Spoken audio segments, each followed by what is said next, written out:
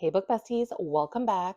We have a lot to cover today because I have a book haul, we have our weekly reading wrap up, and I also want to once again remind you of my readathon that I'm doing. So we'll start there because I threw that at the end of the last one. I'm doing a readathon with Open Books, which is a local indie bookstore chain here in Chicago, and I pledged to read 5,000 pages and raise $500 for their literacy and book access programs. They have a couple different stores and they do like a little library system in one of the neighborhoods. They provide books to like first and second graders who need them to be able to read, to families for them to have access to books for their children. So it's really near and dear to my heart because it's also my local bookstore, like down the street from my house. So if you have it, within yourself to go to the thing that's linked down below, give $5, $10, $25, even $25 helps. And I'm like 50% of the way there. So we'll see if I can get there before the end of the month. Let's get into the book haul first because I think I love getting new books. It seems like anytime I rearrange my bookshelves, I immediately go get new books. So we'll start with these two. We know I read The Partner Plot. I ended up going and picking up both the first and last book of the series, Neighbor Favor and The Love Lyric, from different places, but I ended up picking them both up.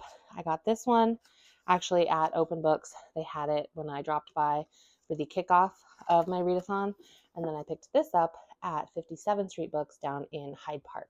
So I will tell you, I read this week, and then I'm going to be getting to this one soon. I'm super excited. I think Christina Forrest does a really good job of writing just like heartwarming romance where there's conflict, but like you're not stressed out reading the whole thing.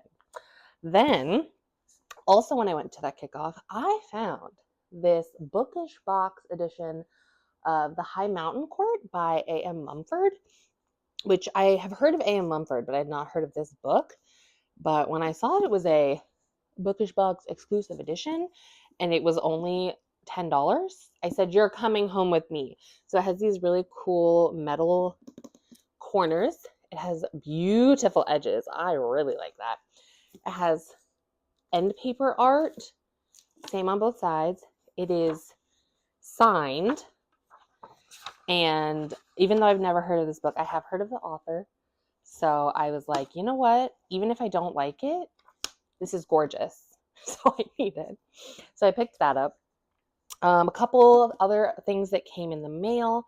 I had pre-ordered Fable for the End of the World by Ava Reed. This is another book we're going to talk about that I read because I had an ARC copy of it. This came out on the 4th, Tuesday. Books always come out on Tuesdays, if you didn't know that. But this is her new YA Dystopian book, and it is so pretty. I really like it. It is, and I'm really happy that I liked the book. We'll talk about it. But I was worried that I wasn't going to like the book and that I was going to have ordered the special edition. It did get a little banged up. And I'm mad at Amazon because they put it in a box that was like way too big.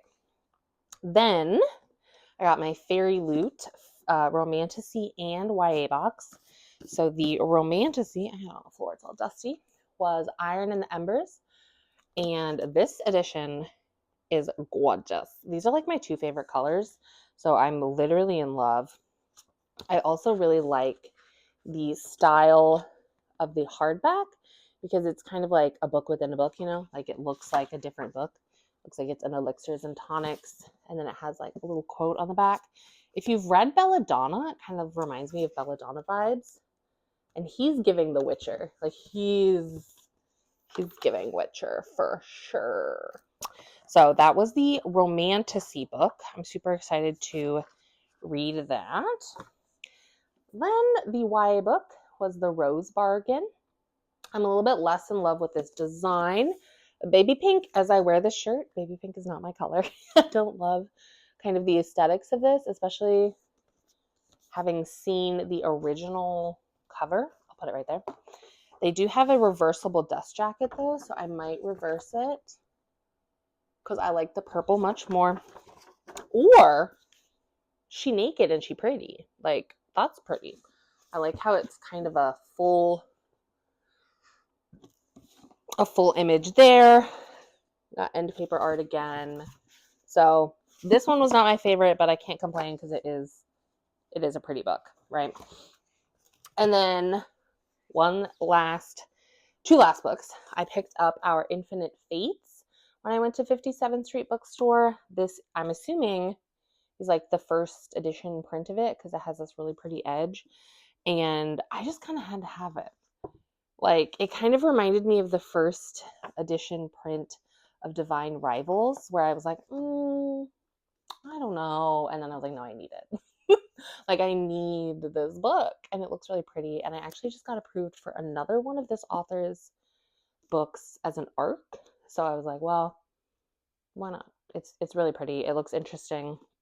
I love the comps and like quotes on the back. So I was like, I'm in. And then the most exciting thing of them all, I got to go to a book signing and author Q&A for Tracy Dean. I already put my Legend Born and Bloodmarked back on the shelf, but it was for Oathbound, which just came out. This is the hardback, which I was conflicted because I was like, do I want the hardback when I have the paperbacks? I don't know. But I was just like, I need to hear her speak. And she was beautiful and brilliant. And the vibes of the crowd were amazing. Like, lots of deep, important intellectual questions, especially from the wonderful Black women in the crowd. Like, they really showed up and they had amazing discussion. I was just honored to be there. So I got this book and she did sign it. Oh, look at the cute little heart. I was the last person in the signing line, which was kind of funny. I kind of ended up sitting towards the front, but then they ended up going back to front. So I was the last person. I was like, you know what? This works out. I'm okay with this. And then there was a signing exclusive, what are these called? Overlay. So it's on cardboard. So I feel like on white paper, it will look a little different. But we have Bree with a knife. I don't know what she's doing, but wasn't there a scene in the last book where she's in a dress? I don't know. I'm super excited. It doesn't really say like that this goes in any particular spot. So I'm just going to keep a hold of it and treasure it forever because it is beautiful. And I'm so excited to start reading Oathbound. I did manage to get on the list on Libby for the library book. Literally, like, I must have been the first person. So I'm going to be listening to it, which helps when they're like these big, thick, I have it upside down, these big, thick books. It is 600 and some pages, which if you've read the other books, is a lot longer. And then I also got a little sticker. That's the last thing. I got a little sticker. It says Bree Hive, which is super fun. And again, she was just, it was wonderful. It was just a wonderful experience. And now let's dig into what I read last week, starting with, I don't remember if I said that I finished this in my last week's video or not, but I did finish Fable for the End of the World at the beginning of the week. This is YA Dystopian, and she has said that it is definitely inspired by the Hunger Games, but I think it's unique in its own way. So that's like a comparison only in the fact that people are kind of separated into, like, you know, there's the upper class who is definitely doing way better than the lower class. There has been some kind of conflict that has left the world like in ruins, both socially and environmentally.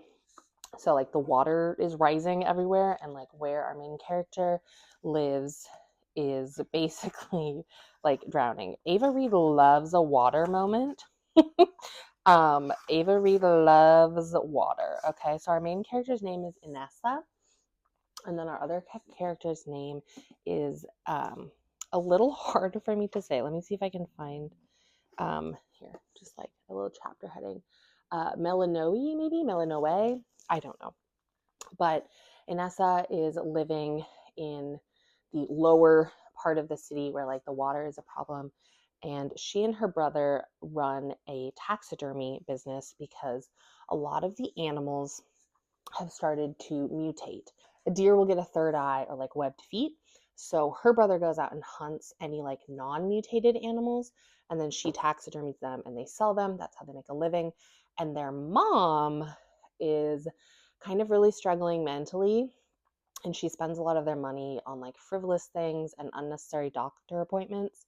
And in this society, there's kind of like an Amazon overlord, I feel like, who, if you go into debt with them and you reach 500,000 credits, you have to send yourself or you nominate like a loved one for the gauntlet, which is the Hunger Games part. So rather than multiple people being in like a battle royale type thing, you have one lamb, the person who's been put forth in exchange for the debt, and then you have an angel. And so this girl, Melanoe, is the angel, and they are like cybernetically enhanced young women who are sent out to hunt and then kill the lamb, right? And Melanoe, we also get her POV, so we learn that they've had all these enhancements and they get their minds wiped after every time. And so what is really interesting is hers has kind of like not been working. She was assigned to this young girl actually in the same neighborhood as where our other main character lives. And so she's kind of like having flashbacks, and the story surrounds Inessa trying to escape, right? She doesn't want to get killed because of her mom's debt. Her brother tries to help her. And so she was running away. Something happens where these two, she's chasing her, they have to work together, and they kind of form a little bit of an alliance, and they both kind of like realize they want to escape society as a whole. I would give it like 4.5 stars because the ending felt a little unsatisfactory to me, but I understand why it had to be that way. The ending was kind of one of those things that you're left wanting more, you're left wanting a conclusion, but it makes sense for the characters and the world for it to not fully be like, this is the end. And I think it makes sense because we have two young, like 16, 17, 18-year-old girls, and like there's a lot more that's going to happen in their lives. And so I think leaving us on kind of a, I wonder what's going to happen moment, it feels appropriate knowing that what has happened to them in this book is just like the beginning. I have no idea if Ava Reid plans on making this a series. I know she didn't plan for A Study in Drowning to be a series, and now there's going to be a second one. So maybe the publisher can be convinced. Highly recommend picking this up. I did not love Lady Macbeth, which was her other most recent book, but this one brought me back to adoring Ava Reid again. Then I listened to and followed along. In the book, I mentioned I picked up The Neighbor Favor. So this follows the actually youngest sister of the three sisters in this series. And now I have all three. I'm so excited. Who she originally wanted to be a children's book editor, but she works for someone who edits like nonfiction books. She edits books that are just like not really her vibe, not very interesting for a very, I feel like it's kind of like The Devil Wears Prada, like that kind of boss where like she's kind of intense and scary and mean. And then she has this favorite book written by this guy, or I'm sorry, this author who is very unknown, very secretive. And one day she notices there's a website put up for him. And so she sends a message to just be like, hey, I really loved your book. I just wanted to know. And they start emailing back and forth. So a large chunk of the beginning of this book is their emails back and forth. So her, Lily, and the person she comes to know as Strick, I think it's N.K. Strickland is the name of the author, but he's like, oh, you can call me Strick. And so they email back and forth. And then when they finally are like, maybe we should meet because they're getting along super well, he bails and ghosts her. And he's like, I'm not who you think I am. Now, luckily, we are getting the POV of this guy, Strick, who his real name is actually Nick. And he is a young guy who wrote this book that she loves when he was super young with a new publisher that ended up kind of going under. And so there was not a lot of success to his book. He didn't feel like he was successful. So he has become a like world traveling journalist, and he has not gone back to writing this series. And what happens is he gets picked up by a new publisher to like republish the first book and then write the second one. And the reason it's called The Neighbor Favor is he ends up being her neighbor in her apartment building, but she doesn't know it's him. And so the plot of the story is like he figures out that it is her. Like he's like, oh my God, this is the girl that I was emailing back and forth, but she doesn't realize it's him. And she needs a date to her sister's wedding. And at first she's like, oh, you can be my date because they get along super well. And he's like, no, I'll help you find someone. But we all know that when he's like, oh, I'll help you find a date, it's gonna be you. But I really enjoyed it. Again, the conflicts are super like it's a conflict, but I'm not stressed out reading the book, right? Like I'm like, oh, they're definitely going to end up together. Everything will be fine. This one's really sweet too because it's bookish people. Like he's a writer, she's an editor. They both love to read. Um, she has a cat that he's scared of cats, and he has to like help with the cat. And I absolutely loved that part because it reminded me of my husband before he fell in love with our cats. Like he definitely was like, I don't want to be around those. And so definitely a good book. I don't remember if I gave it 4 or 5, but I highly recommend picking up Christina Forrest if you haven't. I'm still in the middle of reading Air and Essence, my arc for Michaela Diornato's next book, Following Blood and Brujas. I have been taking forever to read this because I usually read on my Kindle before I go to sleep.